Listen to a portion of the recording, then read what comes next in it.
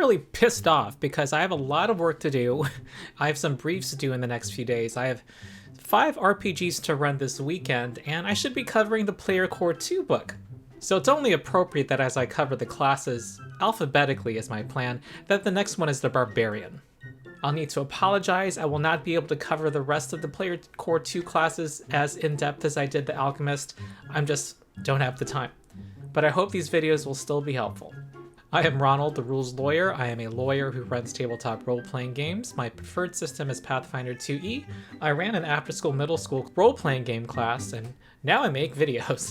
You can support my Patreon. It allows me to continue making videos. I don't make money as an attorney. For more info why, look at the video whose thumbnail is on the screen. Supporting my Patreon gives you ad-free early access to most of my videos and exclusive content. The Barbarian is an awesome, spectacular class. They hit hard and do lots of damage, and up to now, they've been kind of a glass cannon. They, when they enter their rage, get a penalty to their armor class in exchange for cool effects. According to their subclass, they can take on the aspects and attacks of animals. They can blow up into a larger size or transform into a dragon even at higher levels. Now, I've had this running theory that with the remaster, Paizo has wanted to buff the martial classes that are not the fighter to bring them a little closer to what many see as the strongest martial class. And so far, my theory seems to be confirmed because the Barbarian has been buffed. So for their basic stats, their hit points, and their proficiencies, they are unchanged on this page. And I'm actually only going to be covering the things that have changed. The big news is that the Barbarian's core feature, Rage, has been buffed in a few ways. First, they can now enter Rage when they roll initiative as a free action. Before, at the start of combat, you had to spend a whole action hulking up, basically, which was a little weird if you think about it. You think that a Barbarian would get right into the thick of it and not spend a moment to get angry. You would think that they would be more quick-tempered, and hey, that's the name of this class feature. However, it's only when they roll initiative, as long as they are not encumbered or wearing heavy armor. Now here's the rage action, and perhaps the most significant thing is what is not included here anymore, which is the -1 penalty to your armor class when you rage. Just as every +1 matters, every -1 matters. That means it becomes significantly more likely that an enemy will critically hit you. Well, that downside of raging has now been removed for the Barbarian, which is also in keeping with the idea of them being super tough. They are the only ones who get 12 hit points per level after all. Another language change here is that the rage lasts either until you fall unconscious or until the encounter ends, whichever comes first. Before, it didn't say until the encounter ends. Your rage could end when you no longer perceived enemies, which granted was up to interpretation, but I think many people ran it so that when a foe became undetected, the Barbarian's rage would end. Well, this now ends that ambiguity. So long as the encounter is still going on, you can still rage. The other change is that you can re-enter rage. You no longer have a cooldown of 1 minute before you can enter rage again, which is significant because remember, your rage ends when you fall unconscious. If you are knocked out as a Barbarian and get back up again, it kind of sucked. So that meant up till now, when you were knocked out, which was possible since you were a big target to the enemy, then when you got back up again, you couldn't rage, which was kind of feels bad for the class. There is still a limitation though, the temporary hit points that you get from entering rage, you can only benefit from that once per minute. Those are the buffs to rage. And another important improvement for Barbarians is that the anathema are less strict or don't exist for some of the Barbarian subclasses.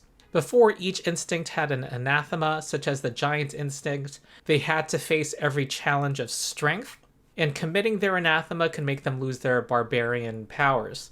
Well, that's been removed for the Giant Instinct Barbarian.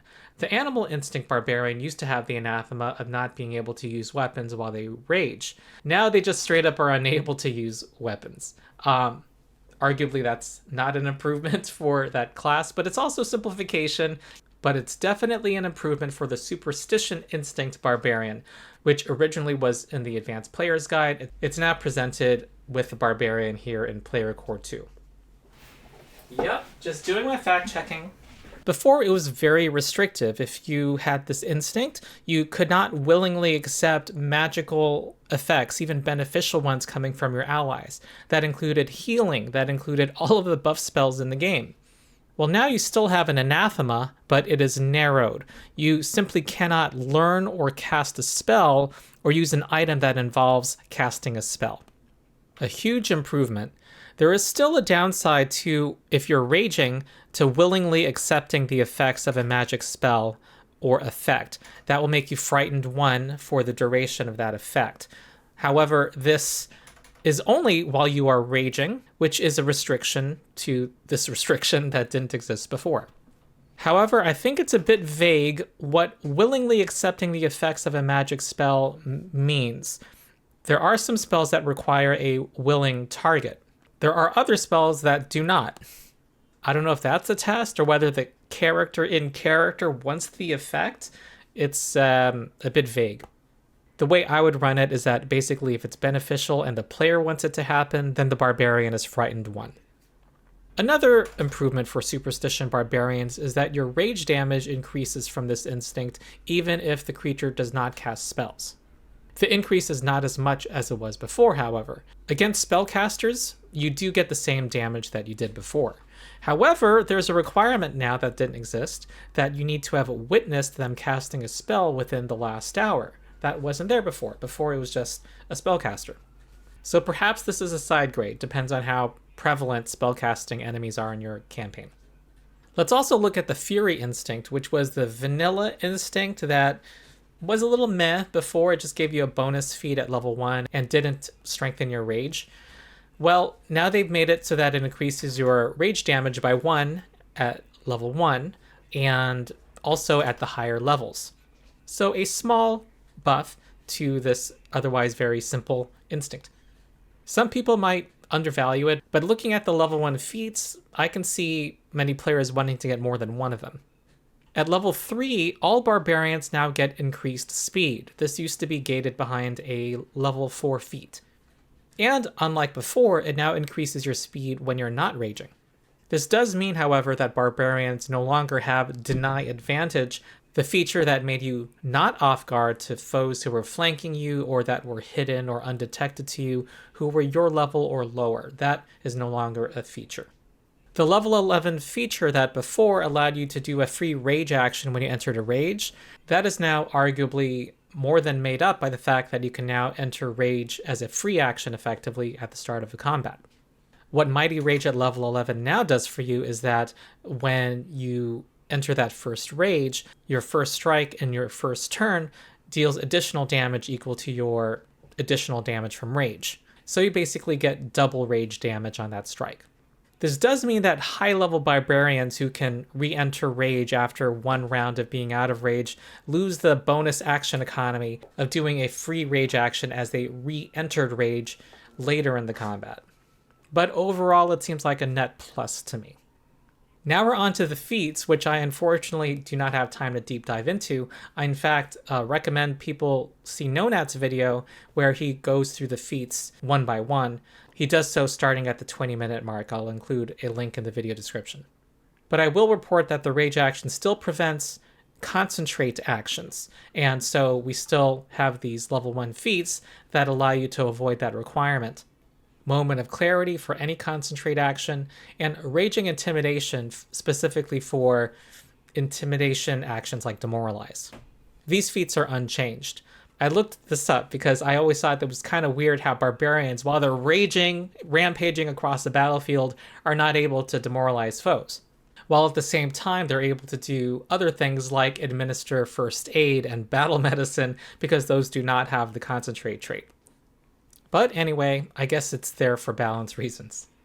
Lastly, I'll touch on the Barbarian archetype, which is unchanged from before. However, what's important with the remaster is that they still preserve the -1 penalty to armor class when you enter rage. That is still there. Probably a balancing consideration so that you don't get bonus damage onto a fighter or other martial class. Especially given that at level 6, they can still take that feat to give them the instinct ability of one of the barbarian instincts. So that's it. That was short and sweet. This was also a relatively simple class to cover with only a few, yet impactful, changes. So please like and subscribe, support my channel. Ring the bell if you want to be notified of my next video covering Player Core 2. Support my Patreon if you haven't already, and also join my Discord where we talk Pathfinder 2e and other gaming, and you can play Pathfinder 2e because we have a drop-in, drop-out organized play system called Endless Tale Tavern. That's it. I've been Ronald the Rules Lawyer, and I'll see you next time.